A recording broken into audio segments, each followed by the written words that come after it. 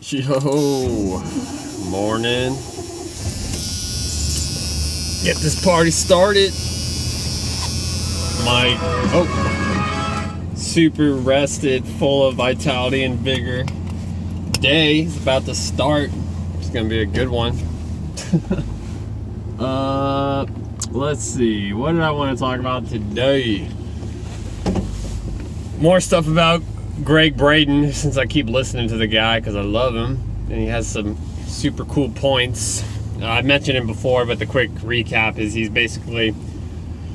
a scientist who went to like Tibetan monks and these Chinese monasteries and all these other places in like the Far East, and he learned all these crazy things about what people use with prayer and feelings and thoughts and how they create their own reality and blah blah blah, and then he kind of integrates it with science, and it's pretty cool, right? So one of the concepts he talks about is kind of like the Darwinism theory that we all live by today, which is basically competition and scarcity.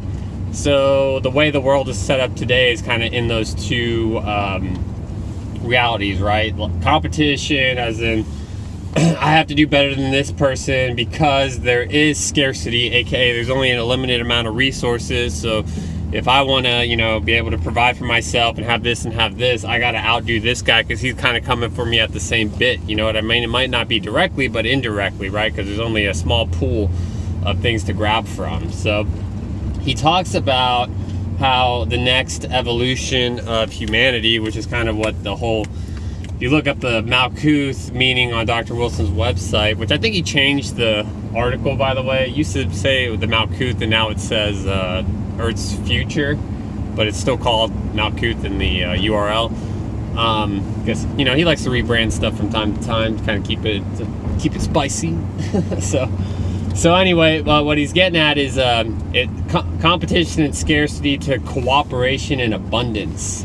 And I'm happy I said cooperation, right? So what does that mean? If you really think about it, that's a pretty beautiful mindset to have, right?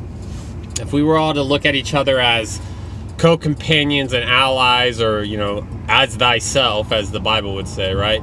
Then it really changes your perspective, because if you were to legitimately treat everybody as yourself, then once you talk to somebody or you talk about somebody or you interact with anybody in any degree, you just do it the way you'd want it to be done to you, right? And that changes the whole paradigm. So this whole idea of cooperation with each other, so we're all allies, and together we can achieve much more than we can divided, right?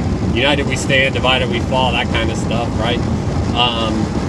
And then the fact that there's abundance, and that kind of goes into the whole fact that this is interesting too, because I talked about this before, what's it called? The Mutant Message Down Under, and they talk about how they basically didn't really plan for the next day. They just kind of prayed to God. They just kind of prayed to God and was like, God will provide us with what we need for this day. And if you read the book, that always happened, right? They're in the middle of the desert. They have like literally nothing, and they were always given water or some food or something, right? Every time, right? It was a really cool story. When I went to Hawaii, they were talking about ancient Hawaiian traditions, and they called it like the giving hand, I think is what they called it. That was their interpretation of God. And basically they were living each day knowing that the giving hand would give them what they needed to get by, right? And that kind of goes into the whole, ask and you shall receive, mantra that they talk about in the Bible, and having faith and having just knowing that the Lord will provide for you. That's a whole thing. So anyway, that's kind of the quick takeaway for today. Instead of thinking about things as competition and scarcity, think things as cooperation and abundance. And maybe if you can start implementing that in your daily, you know what I mean? Like example, I'm going to work right now, and I do this concrete stuff, and instead of going to work thinking to myself, oh man, like I got to beat out all these people, because there's only so much work. The reality is there's a lot of work. There's plenty of work, right? We just got to go find it, and it'll come to us. And I don't have to stress about it or anything like that, right? So as long as I have a good intent and a good will to make it happen, it is what it is. I don't have to worry about the competition as much. So anyway, that's just kind of like, maybe a real world application of this thought process. But anyway, let y'all go. Have a good day. God bless.